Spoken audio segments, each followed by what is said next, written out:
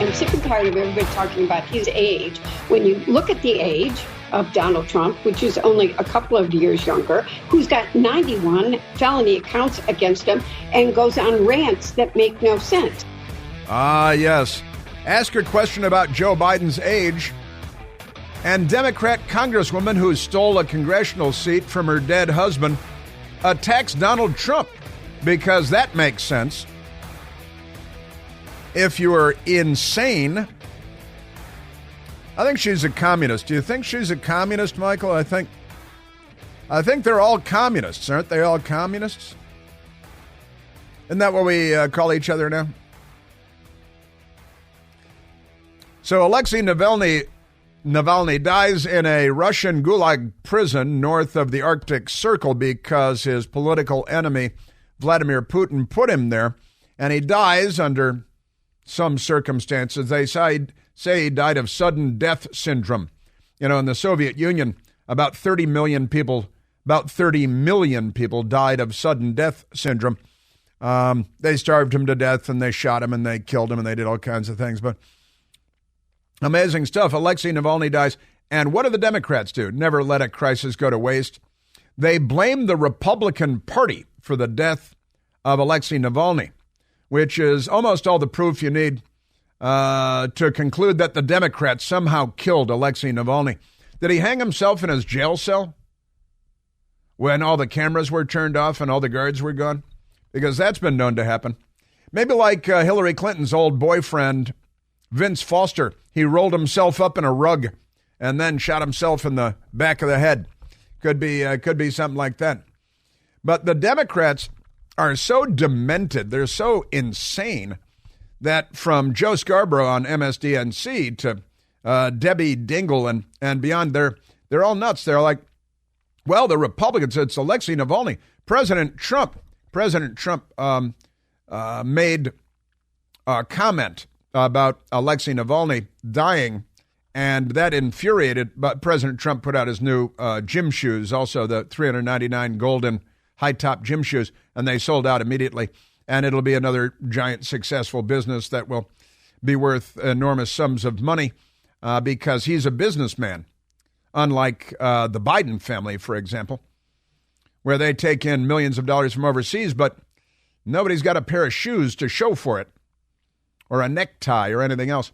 But in any case, former President Trump compared the death of Russian opposition leader Alexei Navalny to his own legal problems on Monday, saying it made him more aware of what's happening in this country.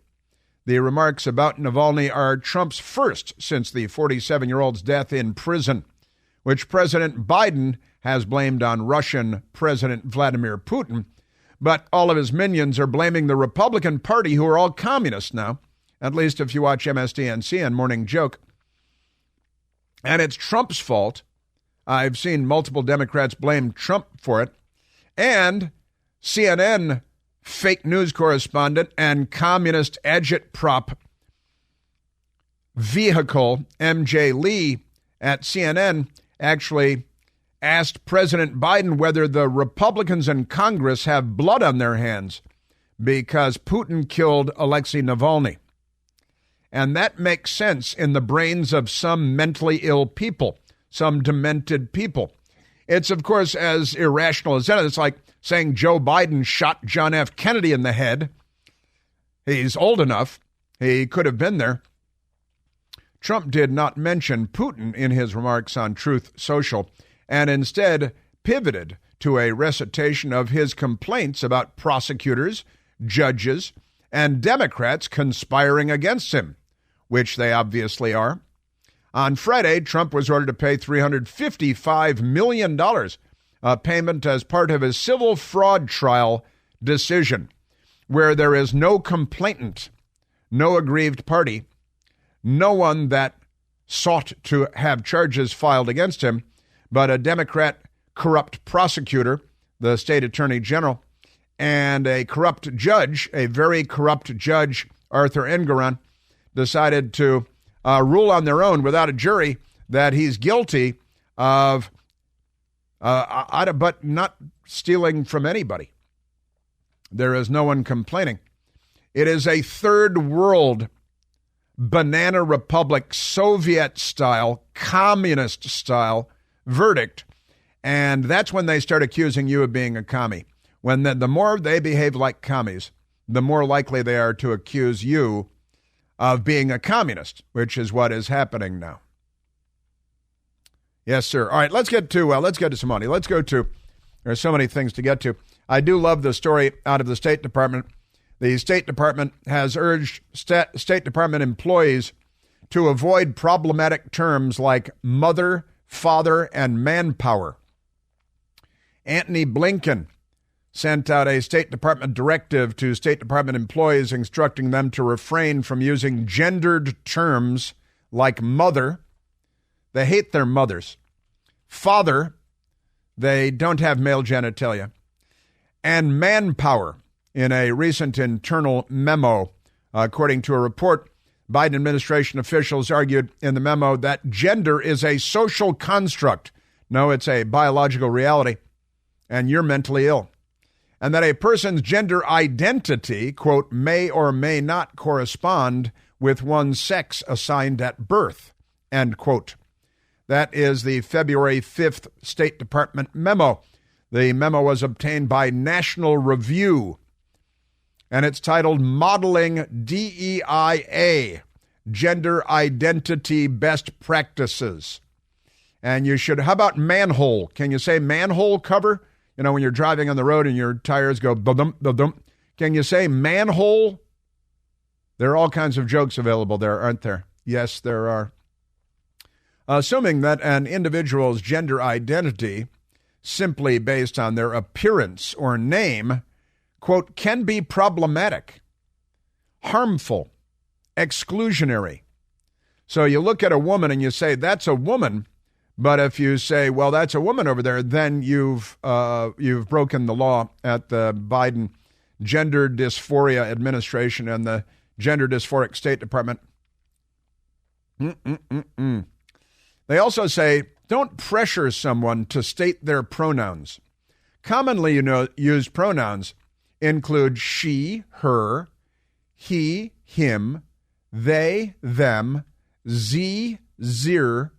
Those are not commonly used pronouns. In fact, they're not pronouns. In fact, they're not words. ZE/ZIR is another sign that you should be in a straitjacket and you should be involuntarily medicated in a small white room with soft walls.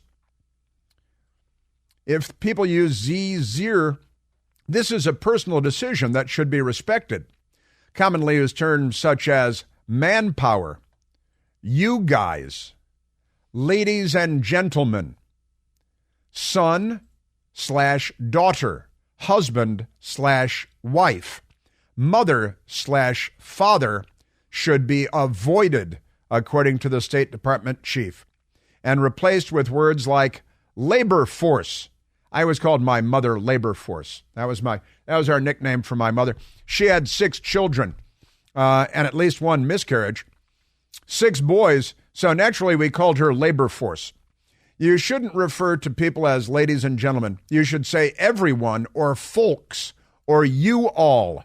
You all is Southern, and as a Yankee, I'm offended by any terminology that might remind me of the Civil War. And then I'm triggered. And then, you shouldn't use parent, child, unbelievable. Don't say mother, father, just say parent. Don't say boy or girl, just say child. Don't say husband or wife, just say spouse, or partner, because it might be a goat. When speaking, avoid using phrases like brave men and women on the front lines, the memo continues, suggesting you use more specific language, such as brave first responders. That's not more specific. Brave soldiers. That's not more specific. That's less specific. Or brave DS agents. DS, that'd be diplomatic security. The people that they left to die at Benghazi, for example, without lifting a finger to try to save them. But this is your Democrat Party. They're mentally ill and they're communists. Blinken himself appeared to err on his own guidance. He said, "We stand united." What about people with no legs? In honoring the brave men and women who served our country, he should be fired and probably gassed. He should probably be put in a gas chamber, don't you think? I think so. That's amazing stuff. Let's go to the audio because I got too much news. I've got too much news. Let's go to Joe Manchin. Joe Manchin is on the outs with the Democrat Party because his head is not wedged entirely inside of his own rectum, which is a party requirement today. And Joe Manchin is talking about Joe Biden, and you know, he doesn't know what's going on around him at any given time. But he's talking about how far left the Democrat Party has gone under Joe Biden, and really it's Barack Obama behind the curtain. He's a commie, and that's a communist, and chameleon. Let's go to Joe Manchin. He doesn't think the Democrat Party's where it should be. That's the Joe Biden I used to know. I mean, I've had this conversation with him and with his people that he's gone too far to the left. They've pushed him and pulled him and whatever, but that's not where America is. That's not where our country is. That's not where the men and women of America are, because there are no more men and women in Democrat land, just mental illness. That's all there is. No gender, just dementia. Joe Manchin, hey, aren't you supporting President Joe Biden in his bid to be reelected? I'm not endorsing anybody right now. We're going to see what all happens. We still got plenty of time here. I'm going to do everything I can to help move them back to the middle and show them where the strength of this country lies, where the voting bloc of the country lies. It's not going to work. They will not be moved back toward the center. The Democrat Party is radical, violent, pro-criminal, anti-police, anti-U.S. military, except the transgender brigades, which they're pushing. Congressman Corey Mills is not insane. He is a normal person, and he is a Republican, therefore. And he speaks English, and he's not demented, and he knows that there are two genders. And he's on our side. Joe Biden is not. And Corey Mills had a thing or two to say about this. He was on the Fox News channel as well, talking about Biden and the Democrat Party going crazy. Look, the bottom line is that Joe Biden is continuing to become more and more radicalized. And even Joe Manchin has said that Biden, back when he was a senator, was not how he is today, where he is falling prey to the radical left. That's right. He's falling prey to the radical left. It's quite clear that Joe Biden is just a stooge for the extreme left that has taken over the Democrat Party. And really, Barack Obama is the guy. He's the head commie in charge, the HCIC. Congressman Corey Mills. We need to be continuing to support Israel's right to its defense. We need to be continuing to look at strategies to try and go in and help to rescue the hostages who have been held since October 7th. But also, we have to understand that if Hamas is on the run, as you just talked about, rightfully so, Lawrence, that we should be pushing to go ahead and eliminate this terrorist organization, because stopping halfway through, we have seen, does not turn out well for the opposing force. Yes, and that's why the Biden administration is going to the United Nations today and demanding that the United Nations call for a ceasefire to stop Israel from defending itself, because they're pro-genocide of the Jews. The Democrat Party is pro-genocide of the Jews. The Democrat Party is pro-radical Islam. They are pro-Hamas. They are pro-kidnapping, rape, dismemberment, and murder. The Democrat Party is. Yes, they are. I guess we have one more Corey Mills, don't we? Congressman Corey Mills. This would embolden Iran. Yep. This would make them feel as if it was a victory, and it would be substantially just rewarding them for the murder and the heinous acts that occurred on October 7th. We can't allow that. We must stand strong, but Joe Biden's hypocrisy just has no bounds. You know, Hamas needs their own state so they can more effectively murder. It's a genocidal death cult, but they have Joe Biden's backing and Barack Obama's backing. You know, they've been funneling billions and billions to Iran to the Ayatollahs in Iran who are behind all of these radical Islamic terrorist jihadi groups, from the Houthis to Hamas to Hezbollah, Palestinian Islamic Jihad, and beyond. And they want to stop the Jews. The Biden administration does, and the Democrats do. If you're a Jewish Democrat, please seek therapy, counseling. You are unwell like so many other Democrats are unwell today. Look, I'm just making conversation here, Rita. You're the commie in the woodpile, not me. Hey, it's Chris Plant, excited to tell you about our July 2024 Listener Sea Cruise. We'll be sailing around the British Isles, visiting Scotland and Ireland. Please join us. Visit ChrisPlantCruise.com. Yesterday I shared with you a group of presidential historians, like Michael Beschloss. I wonder if Michael Beschloss was one of the presidential historians. Put together a ranking of American presidents, right? And Joe Biden was number 14. Donald Trump was number 45. Joe Biden comes in ahead of Ronald Reagan as best presidents, which is just proof of their communism, I think, that they're insane, that they're mental cases. But it does remind me of that Michael Beschloss. He's the one who said that if Republicans win the midterm elections while Trump was president, that your children would be killed, that Republicans would jail your children and kill your children. That's what this presidential historian said. What was at stake tonight and this week midterms was the fact whether we will be a democracy in the future, whether our children will be arrested and conceivably killed. That's right. We're on the edge of a brutal authoritarian system. That's and right. It could be a week away. That's right, because the Republicans might win control of the Congress and your children will be killed. Authoritarianism, the end of democracy. He should be hanged with piano wire. And, that's what Hitler did to his political enemies. Well, the ones that plotted against him in one of his plots. Hanged him with piano wire. They filmed it so Hitler could watch it later. Hitler's Socialist Workers' Party. Was that authoritarian enough for you?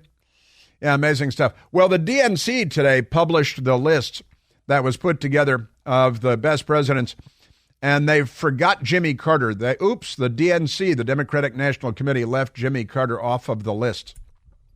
They forgot. The list had Abe Lincoln as the number one best president ever. He was shot in the head and murdered by a Democrat. FDR is number 2. He put all the Japanese Americans in concentration camps. Then George Washington, Teddy Roosevelt, Thomas Jefferson, Harry Truman dropped 2 atomic bombs on the Japanese. Why does the Democrat Party hate the Japanese so much? What's the matter with these people?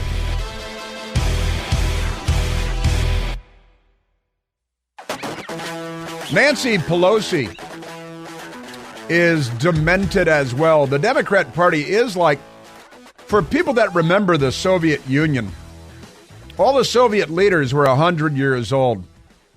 And they were all heroes of the revolution or heroes of World War II. And they were all liars and murderers and criminals because they're communists. And now the Democrat Party are communists and they accuse Republican Party of being communist, which is pretty crazy stuff.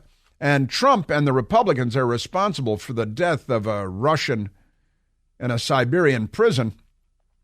This rhetoric is so completely unhinged that really we should have a news media that would tamp this down and put an end to it and point out that this is insane, except it's the news media on the pointy end of the spear when it comes to this. Nancy Pelosi blaming Trump. Trump is, they really hate Trump. Hate is their driving reality on everything. Hate is their only family value.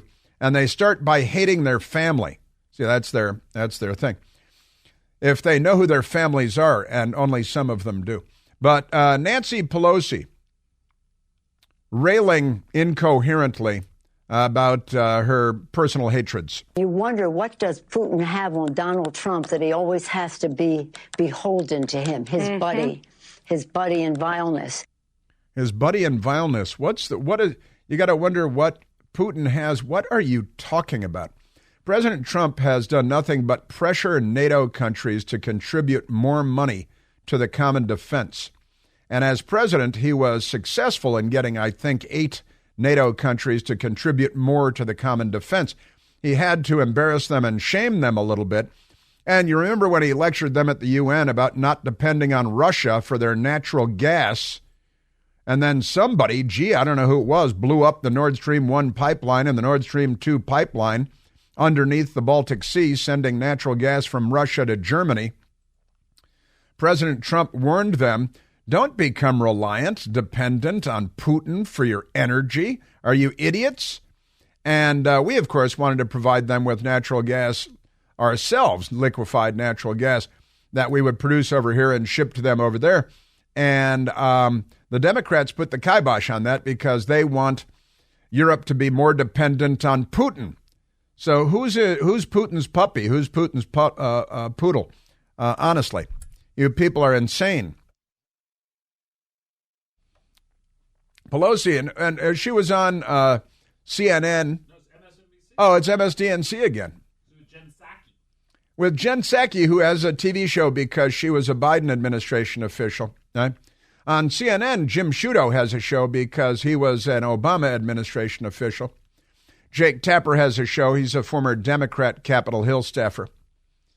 Chunk Todd, with his shows, a former Democrat Senate campaign staffer whose wife is a radical left-wing extremist political operative who's taken in millions of dollars from the Bernie Sanders campaign. He's a communist. So we got that going. Nancy Pelosi on MSDNC talking to Biden administration official and MSDNC host Jen Psaki. What does he have on Donald Trump that he have to constantly be catering to Putin, telling Putin, go into these countries, NATO countries. NATO was there to stop Russia, to keep Russia out. They have been successful for nearly 75 years. Yeah, Ronald Reagan smashed them, and you opposed him the whole time. You were all supporting the Soviet Union and the Sandinistas in Central America. And you guys, your Jane Fondas and that gang, you were all with the North Vietnamese and the Viet Cong, the communists during the Vietnam War, too. You are the biggest lion Sacagawea, that's the plural of Sacagawea, in American political history. But Trump, and they're going around accusing everybody of being Putin. Now, again, President Trump, we have what President Trump said, and it's, I would have phrased it differently myself, or I would have added a sentence at the end to say, listen, we've got to pressure NATO to pay their fair share because they're sticking the American middle class with the bill for the security of Western Europe, and they've been doing it forever, and President Trump is the first president to come along to just wag his finger at them and to embarrass them a little bit, to say, you're committed to pay 2%. You voluntarily committed to pay 2% of your GDP to the common defense.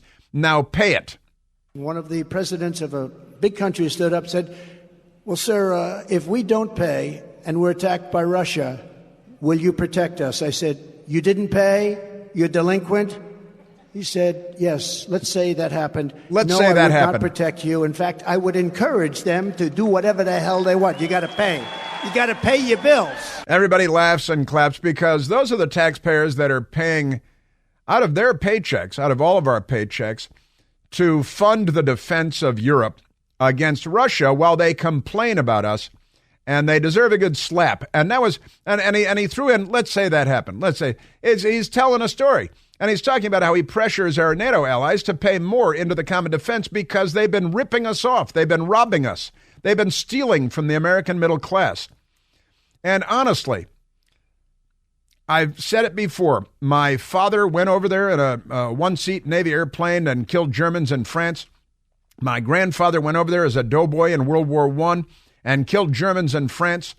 Americans stood the line at the Fulda Gap and at Checkpoint Charlie and held the Soviet Union in check. We fought them in Korea. That was Stalin's boy, Kim Il-sung, installed in North Korea, the communists, and Ho Chi Minh and the commies in Vietnam. And we've been fighting Europe's fight for us, well, certainly since the 1940s. Well, actually, since the World War I, 1917. And And we're still getting stuck with the bill. And Donald Trump is the first guy to come along and say, listen, and he's sticking it to him. And you say, and he threw it in the middle. Let's say that happened, something like that. So it's like he's telling a story to the crowd, and the crowd gets it, that he wants NATO to pay their fair share. And the Democrats attack you and say, why are you in Putin's camp? You say it's the exact opposite of the truth. It's 180 degrees off of the truth. They lie. Nancy Pelosi is a psychopath, a demented mental case, and a liar. And then we have, what's his name?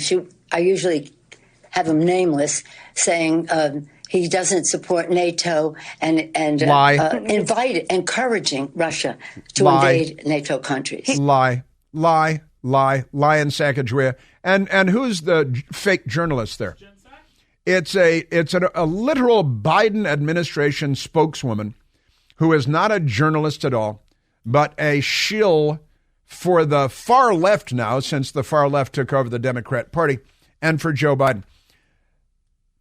The news industry is the most corrupt institution in the United States of America and the most corrupting influence on our culture, on our society. Just extraordinary. What do you think? We're all wondering this question, Speaker Pelosi. What do you think Putin has on him? I mean, it sure seems like something, as you've said a few times, given that he refuses to criticize him, that he seems to be a fanboy of him. By the way, did you know that the hero of the story, Volodymyr Zelensky, shut down media organizations in Ukraine that didn't sing from his sheet music? Did you know that? Shut them down, closed their doors, locked them down. There is no free press in Ukraine because of Volodymyr Zelensky. There is a free press in the United States, but they're not fair. A free and fair press is essential to the proper function of our republic. Zelensky nationalizes TV news and restricts opposition parties. This is a story from 2022, March 20th of 2022. And my friend Seton Motley and I go back and forth on this a lot. Zelensky nationalizes TV news and restricts opposition parties. This is the hero that we're defending here.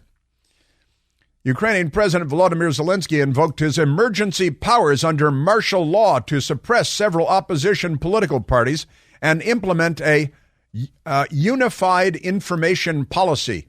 That's what the left wants in the United States, too. A unified information policy where only they control the flow of information. In an address to the nation of Ukraine, delivered back then in 2022, he announced a temporary ban on any activity by 11 political parties.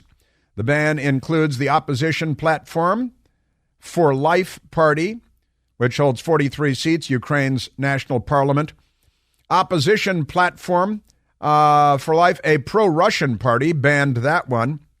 And the leader, it goes on and on. He banned a free press. He banned opposition parties. And he's the hero of the story because Ukraine is not Indiana. It's very different. All right, let's go to some more of these crazy people because we got so many crazy people, don't we? Yes, sir. Let's go to, because the economy, there were a couple of business owners from California. Let's go to soundbite number 12. A couple of business owners from California in the 5 a.m. hour on the Fox News channel. I was watching it for you. California business owner and a self-described former liberal. He owns a business and he lives in the Los Angeles Metroplex area. David Lobel, L-O-B-E-L-L, Lobel. And David Lobel, business owner and a self-described, he said, look, I was a liberal until about a minute ago.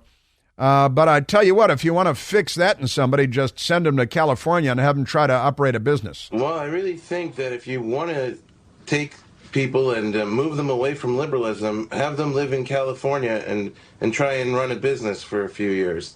That ought to do it. Probably the best solution if you want to turn people off of liberalism. Yeah, move to California, try to run a business and watch what the state can do for you. Now, they were talking about Joe Biden flying to California today. He's going to the billionaires in Los Angeles, where the billionaires are going to be giving him up to $250,000 each for a Joe Biden fundraiser, $250,000 of their ill-gotten gains. And they're probably drug dealers and human traffickers, child sex traffickers, because the Democrats love that stuff. See Jeffrey Epstein and Epstein Island. And if you just give $25,000, you get your picture taken with Joe Biden. So for $250,000, you may get some sort of sexual gratification. David Lobel. That $250,000 price ticket for a meeting with Joe Biden isn't even enough for a down payment on the most basic California house for somebody who's trying to get started in life here. So that's maybe why you see so many homeless people.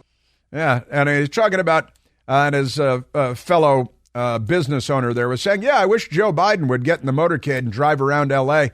and look at all the tent cities and the homelessness and the graffiti and the drug addiction, see what really is going on. But he's going to go to Bel Air to a billionaire's house and collect millions and millions of dollars from fat, rich leftists who would destroy the world for another dime. Lobel. It's becoming impossible. Just groceries and gasoline alone are just huge expenses for people. And that's something that it seems like the president is out of touch with. If I could talk to him, I'd say, come shopping with me. Just pick up food for me and my kids. Take a look at what it costs for a week of groceries. Forget about the rent. Forget about the gas. Forget about the taxes. But all those things compounded, it's very, very hard to live here. Very, very hard to live here. It's California. They're out of their minds. Let's take a phone call, Michael. Let's go to Mike, calling from the land of Abe Lincoln, calling from Illinois. Michael, you're on the Chris Plant Show.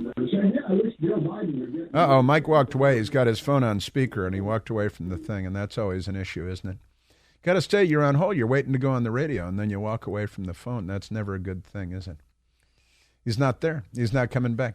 Sorry, Mike. You blew it. Let's face it. Let's go. He wanted to say if the Kansas City shooters were white, the media would be going after their parents. And that is undoubtedly true. They'd be going to their homes. That's how you know they're not white, as Ann Coulter pointed out on Bill Maher, and as we talked about yesterday. And they still haven't named the gunman at the Kansas City Super Bowl victory parade, even though they murdered a lady and shot and wounded a great many more. But they're not white males. Otherwise, then it'd be something for the Democrat Party to talk about. The filthy, racist Democrat Party. Always racist. They may change the race every now and then, but they're always racist. They throw the Japanese in internment camps. They throw black people into slavery, the Democrat Party. Jim Crow bullwhips standing in schoolhouse doors. They're amazing, aren't they? And now, the great young man Kyle Rittenhouse, who defended himself when the Democrats were burning Kenosha, Wisconsin, of all places. And Kyle Rittenhouse is wondering why the names haven't been made public. They say, they're minors. Well, Kyle Rittenhouse was a minor. He was 17 years old when he defended himself against gay child rapists that were burning the city of Kenosha. All right, only one of them was a gay child rapist, ex-convict. The other one was just out of a mental institution.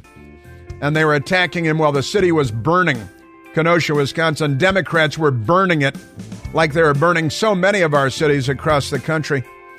And Kyle Rittenhouse defended himself. They don't believe in self-defense. They believe that all power comes from the barrel of a gun, just like Chairman Mao. But they believe that they should be the only one with guns. The state, them, the power. It's their religion. They're a cult. Democrats. This is kind of an amazing story from Newsweek. Newsweek used to be a magazine, and they used to do news once a week. Not a very creative name. IRS, the Internal Revenue Service. The Democrats love the IRS. IRS asks Americans, Democrats, to report income from, quote, illegal activities. I'm sorry, what? What's this? The Internal Revenue Service requests that taxpayers report any income they might have received through illegal activities, such as dealing drugs. And it's gone viral on social media, as you might expect, with users joking about the unlikely demand. Don't forget to report your income from illegal activities and stolen property. As you're doing your taxes this year, this is real. This is not people mocking it. This is the IRS. Just amazing stuff. And income from illegal activities, such as money from dealing drugs, might be included in your income on Schedule 1, Form 1040, Line 8Z, or on Schedule C, Form 1040, if from your self-employment activity. So if you're a friend of Hunter Biden and you're a crack dealer or maybe a pimp, and you're making money on the side, let's say you carjack somebody and you've stolen a nice Mercedes-Benz, you've got to declare that as income because your ill-gotten gains, just amazing stuff. It's gotten more than 6.8 million views so far. You must report its fair market value. See, in case of stolen property, this is literally true. The IRS says, quote, you must report its FMV. They actually call it FMV, the fair market value, because they're communists. And your income in the year you steal it. It actually says this. Unless it's the same year you return it to its rightful owner, the IRS writes. We have become mentally ill. Honestly, the guidelines are not technically new. They've been in place for years, at least since the IRS publication number 17, which was published in 2021. 2021, that's Joe Biden. Isn't that when Joe Biden came in? When the issue also became viral on social media, Newsweek contacted the IRS for comment via telephone early Tuesday morning. That was outside of standard working hours, they say. Really? I was at work on Tuesday morning. That's standard working hours for me. So if you're a crack dealer and you make a lot of money, let's say you're a child sex trafficker at our southern border and you're making millions thanks to Joe Biden and the Democrats. They love child sex trafficking. And methamphetamine dealers and carjackers, you better declare your income. Don't mess with the IRS.